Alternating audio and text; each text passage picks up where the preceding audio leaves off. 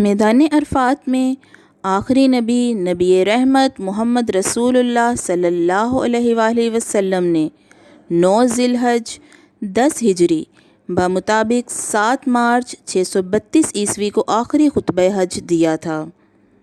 Viewers, آئیے اس خطبے کے اہم نکات کو دہرا لیں تاکہ اللہ پاک ہمارے ایمان کو تازہ کر دے۔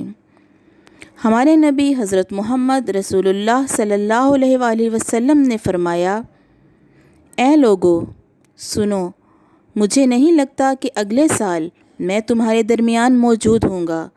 میری باتوں کو بہت غور سے سنو اور ان لوگوں کو پہنچا دو جو یہاں تک نہیں پہنچ سکتے۔ لوگوں کے مال اور امانتیں ان کو واپس کرو، کسی کو تنگ نہ کرو، کسی کا نقصان نہ کرو تاکہ تم بھی محفوظ رہو۔ یاد رکھو تم نے اللہ سے ملنا ہے اور اللہ تم سے تمہارے اعمال کی بابت سوال کرے گا۔ اللہ نے سود کو ختم کر دیا، اس لیے آج سے سارا سود ختم کر دو اور معاف کر دو۔ تم عورتوں پر حق رکھتے ہو اور وہ تم پر حق رکھتی ہیں۔ جب وہ اپنے حقوق پورے کر رہی ہیں تم ان کی ساری ذمہ داریاں پوری کرو۔ عورتوں کے بارے میں نرمی کا رویہ قائم کرو کیونکہ وہ تمہاری شراکت دار ہیں اور بے لوث خدمت گزار رہتی ہیں۔ کبھی زنا کے قریب بھی مت جانا۔ اے لوگو، میری بات غور سے سنو، صرف اللہ کی عبادت کرو، 5 فرض نمازیں پوری کرو، رمضان کے روزے رکھو اور زکوٰۃ ادا کرتے رہو۔ اگر استطاعت رکھتے ہو تو حج کرو۔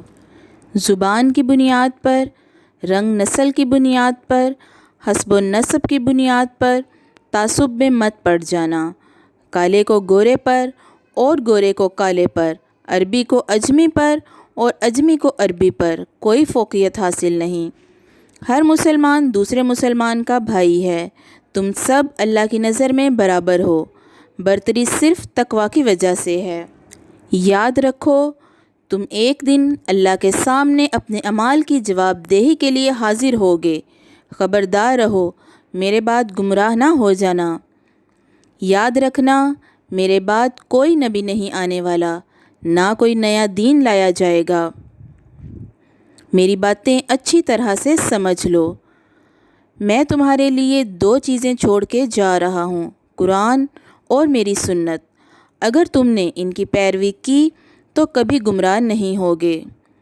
سنو تم لوگ جو موجود ہو، اس بات کو اگلے لوگوں تک پہنچانا اور وہ پھر اگلے لوگوں تک پہنچائیں، اور یہ ممکن ہے کہ بعد والے میری بات کو پہلے والوں سے زیادہ بہتر سمجھ سکیں اور عمل کر سکیں۔ پھر آپ نے آسمان کی طرف چہرہ اٹھایا اور کہا، اے اللہ، گواہ رہنا میں نے تیرا پیغام تیرے لوگوں تک پہنچا دیا۔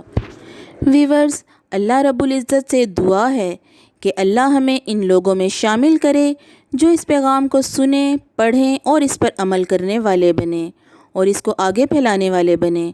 اللہ ہم سب کو اس دنیا میں نبی رحمت کی محبت اور سنت عطا کرے اور آخرت میں جنت الفردوس میں اپنے نبی کے ساتھ اکٹھا کرے۔ آمین یا رب العالمین۔